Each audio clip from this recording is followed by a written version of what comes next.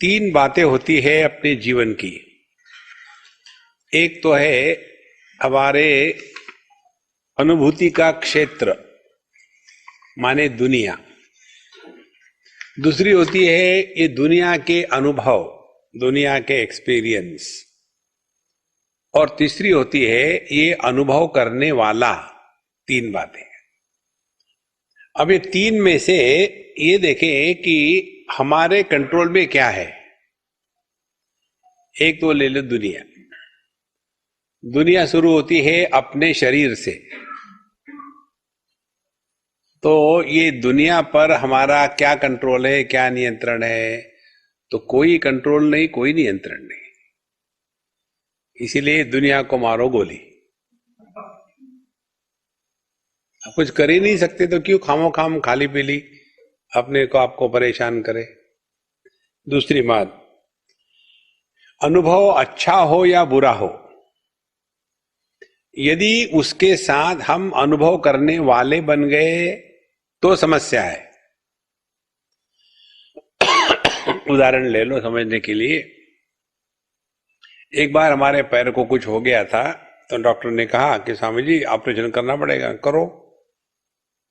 तो बोले छोटा सा है, लोकल एनेस्थेसिया देंगे। तो दिया और बोले आप देख सकते हैं आप। और हम देख रहे थे, हमारे अंगूठे को उन्होंने ऐसा कील ठोकते हैं वैसा चक्कू डाल करके जो था निकाल दिया ऐसा बाहर। तो वहां दुख का अनुभव हो रहा हो या न रहा हो, उस अंगूठे के साथ हमारा तादात्म्य नहीं था, क्योंकि अंगूठा केमिकल मेडिटेशन पर था।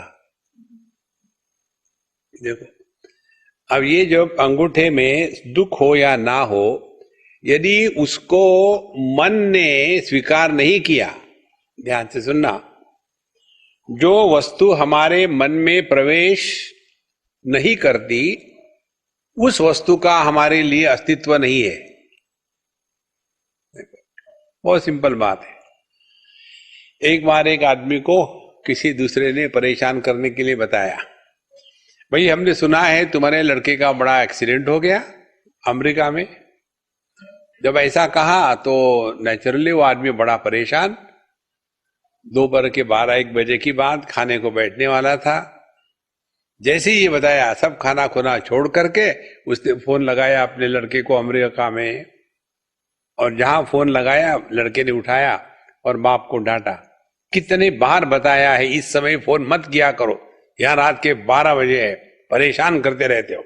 डांट करके नीचे रख दिया। बाप खुश।